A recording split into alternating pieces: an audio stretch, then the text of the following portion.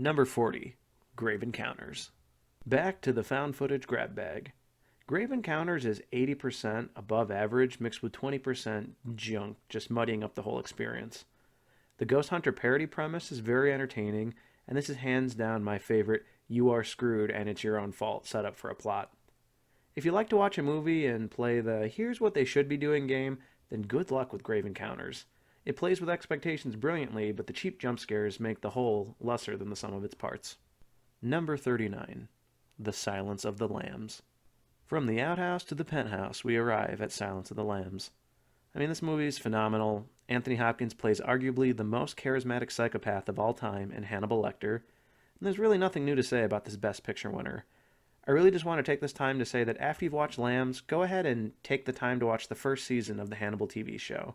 It's a very different take on the Lecter character, but Mads Mikkelsen's performance is equally enthralling, and I believe makes for a great companion piece to Silence of the Lambs. You can go ahead and skip the second season if you want, and for sure skip the third, and also skip the Clarice TV show too, that sucks.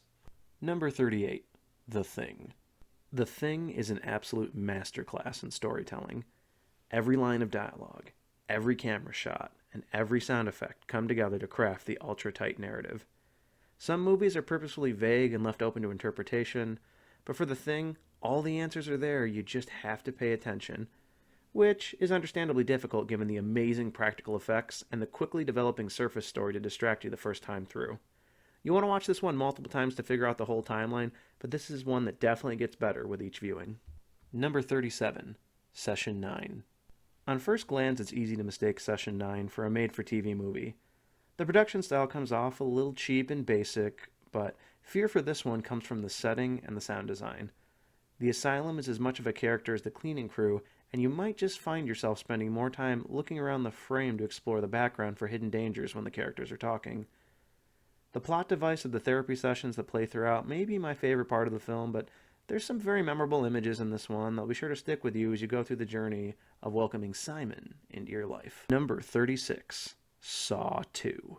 The first Saw is iconic for the way it establishes the style of the series and the basic lore of the Jigsaw Killer.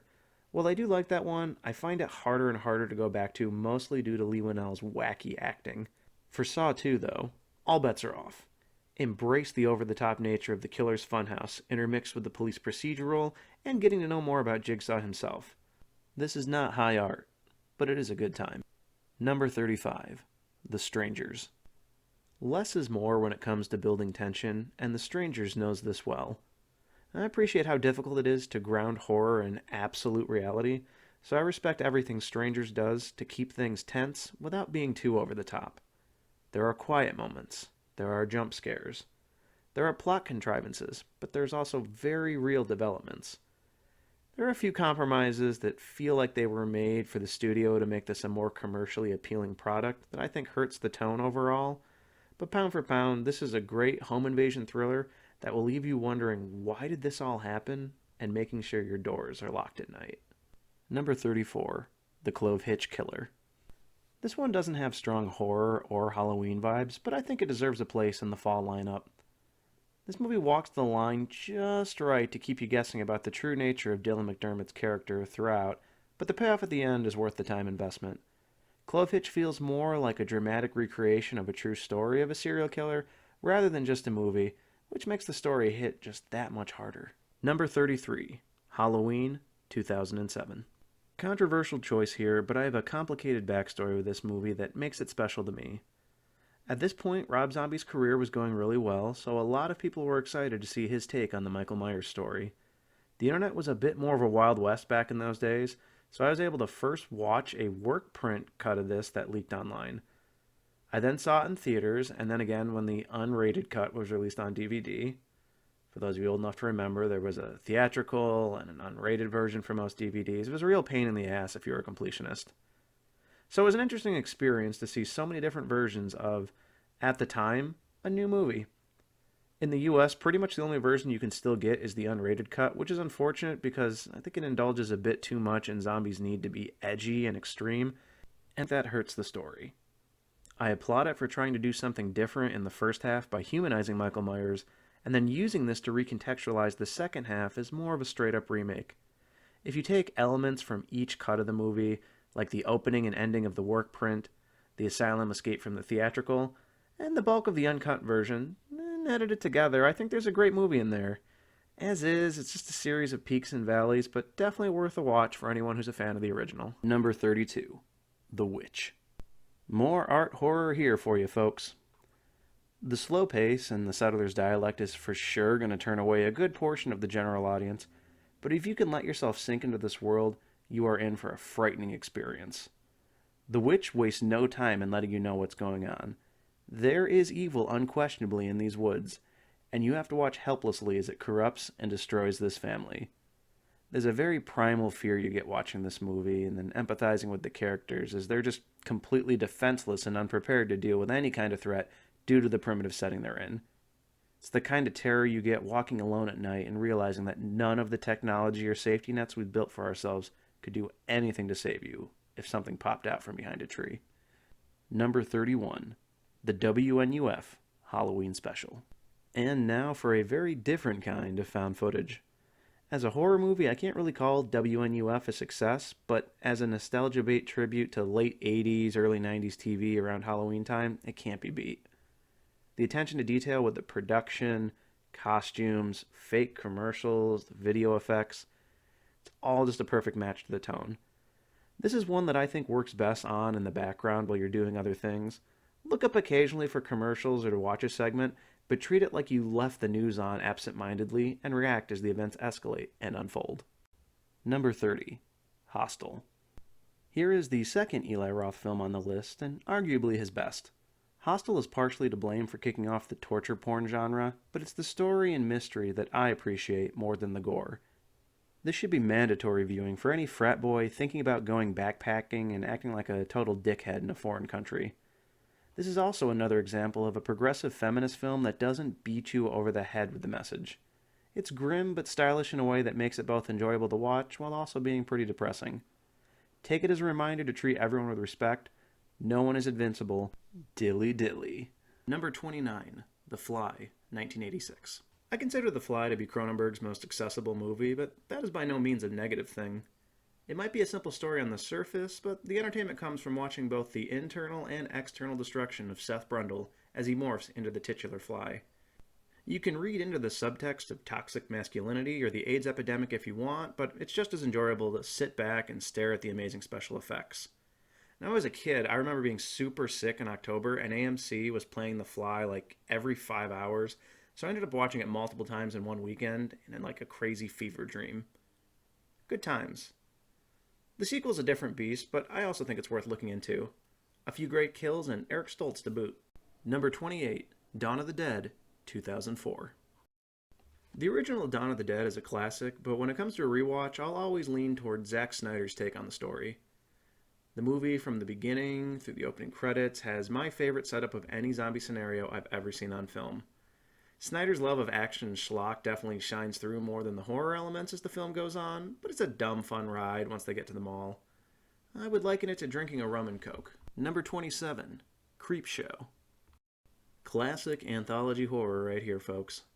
Creepshow gets major points for me for embracing the EC comic style and just going for it in the visuals during the storybook ends. And not every segment is a home run, but they all have at least a little something to like in each of them, and move quickly enough where if you don't like one, it'll be on to the next one soon enough. When you finish this one, I recommend throwing on Creepshow 2, skip to the segment called The Raft, enjoy that, and forget anything else where the name Creepshow even exists, because it all sucks. Number 26, The Lords of Salem. Rob Zombie really got me with this one. He stumbles into some of his usual psychobilly potholes in the character and dialogue department.